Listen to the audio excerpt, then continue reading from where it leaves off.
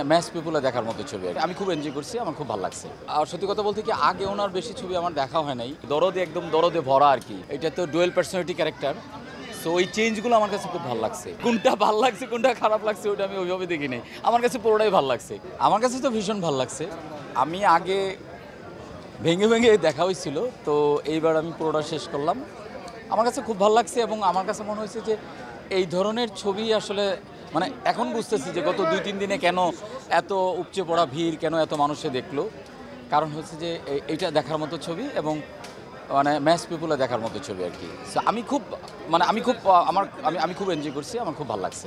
না, সাকিব ভাই এটাতে অ্যাক্টিং করছে, খুব ফাটাফাটি অ্যাক্টিং করছে, খুবই ন্যাচারাল অ্যাক্টিং করছে এবং এটা তো একটা ডুয়েল পার্সোনালিটি ক্যারেক্টার, তো সো এই যে চেঞ্জগুলো এইগুলো আমার কাছে খুব ভালো লাগছে। এবং মানে সত্যি কথা বলতে কি আগে ওনার বেশি ছবি আমার দেখা হয় নাই, সো এই যেগুলো এইটা যে দেখলাম এটাতে আমার কাছে মনে হচ্ছে অনেক অনেক ম্যাচিওর অ্যাক্টিং, যেটা মানে আমি এতটা আশা করি নাই যে এত ভালো অ্যাক্টিং করবেন উনি।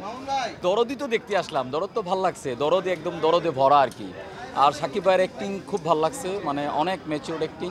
আমি দরদের আগে ওনার ছবি দেখছি হচ্ছে তুফান, এটা মাপকাঠি করাটা একটু ডিফিকাল্ট, তবে দরদে মানে অ্যাক্টিংয়ের জায়গাটা অনেক অনেক বেটার ছিল, ইন এ সেন্স যে এটা তো ডুয়েল পার্সোনালিটি ক্যারেক্টার, সো ওই চেঞ্জগুলো আমার কাছে খুব ভালো লাগছে। না, আমি তো সিনেমা দেখতে আসছি এখানে, দেখেন এটা তো বিনোদনের জন্য আসছি।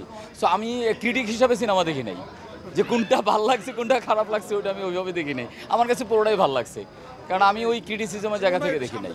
আমি তো মেক করছি অলরেডি, আমার তো ছবি আসতেছে, আমার না না না একদমই ওই রকম কোনো পরিকল্পনা থেকে না। মামুন ভাই আমার খুব কাছের ভাই, বন্ধু, ওই জায়গা থেকে আমার মানে আমি শুধু এইটা না, মামুন ভাইয়ের জন্য না, মানে এমনিও তো আমার যতটুকু কন্ট্রিবিউশন দরকার আমি সেটা তো করি। তো মামুন ভাইয়ের ক্ষেত্রে হয়তো একটু বেশি, কারণ হচ্ছে যে আমার ছবি চক্কর আসতেছে, নেক্সট কোনো একটা ফেস্টিভ্যালে আসবে, তো এইটার ডিস্ট্রিবিউটর মামুন ভাই, সো তার সাথে আমার সম্পর্কটা অনেক এই ব্যবসায়িক কাজেই হয়তো একটু বেশি ডিপ, এই কারণেই হয়তো হবে। এই বছর তো কোনো ফেস্টিভ্যাল নাই, সো বড় ফেস্টিভ্যাল তো নাই। কেন ফেস্টিভ্যাল ছাড়া রিলিজ দিতে চায় না, এবং মামুন ভাই সেই চ্যালেঞ্জটা নিছেন এবং আমার মনে হয় যে গত 3-4 দিনে এটা সে সাকসেস সেইটা।